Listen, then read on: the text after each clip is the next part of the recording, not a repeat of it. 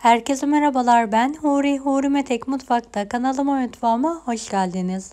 Yemelere doyamayacağınız efsane bir şifa çorbası tarifi vermek istiyorum. Tam kıvamında muhteşem bir lezzet. Uygun tencereye sıvı yağ alalım. Üzerine bir adet ince doğranmış kuru soğan ekleyerek kokusu çıkana kadar kavurmayı bırakalım.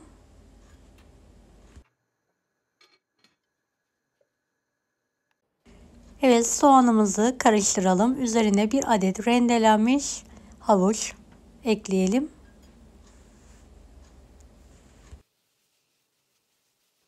Bir adet de rendelenmiş kabağı ekledikten sonra kavuralım.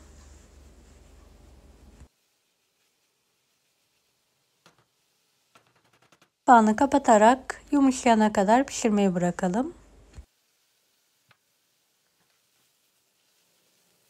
Yarım çay bardağı tel şehriye ekleyelim, karıştıralım.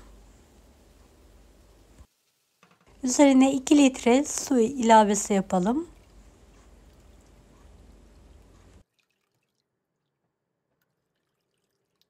Kapağını kapatarak şehriyeler yumuşayana kadar pişirmeye bırakalım. Terbiyesi için 2 yemek kaşığı un, 1 kase yoğurt, 1 adet yumurtanın sarısı, 1 çay bardağı su ilavesi yapalım. Pürüzsüz olana kadar karıştıralım.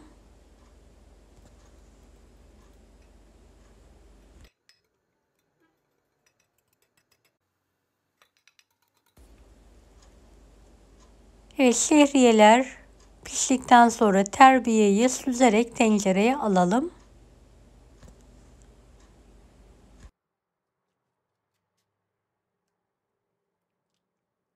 Sürekli karıştırarak kıvam alana kadar çorbamızı pişirelim.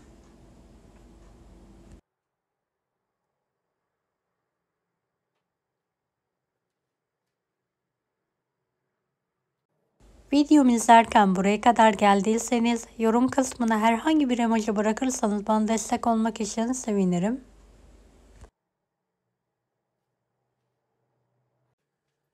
Evet, çorbam kaynadı. Gördüğünüz gibi bu aşamada tuzunu ilave edelim. 2 tatlı kaşığına yakın tuz ilavesi yaptım.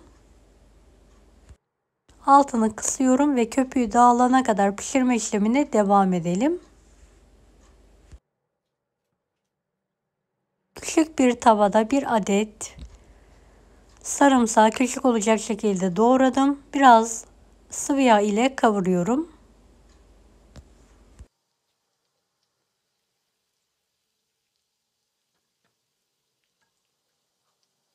Sarımsağın kokusu çıktıktan sonra kuru nane ekleyelim ve altını hemen kapatalım. Kaynayan çorbamıza hazırladığımız sosu sıcakken hemen gezdirelim.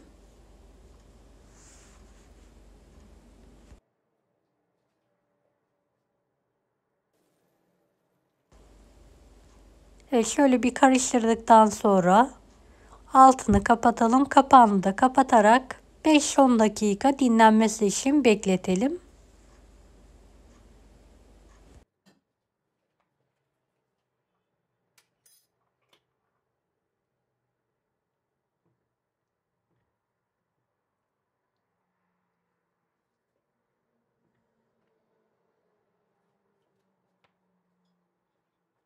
Evet, çorbamızı yemeğe ve ikrama hazırlıyorum. Tam kıvamında, bol malzemeli, gerçekten çok lezzetli bir çorba. Mutlaka denemenizi tavsiye ederim.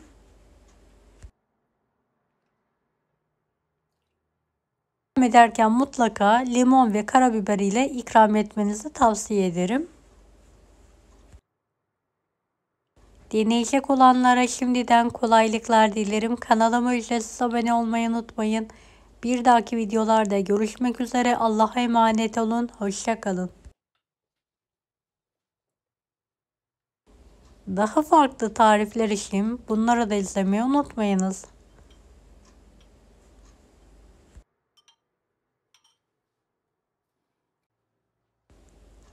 Afiyet şifa olsun herkese.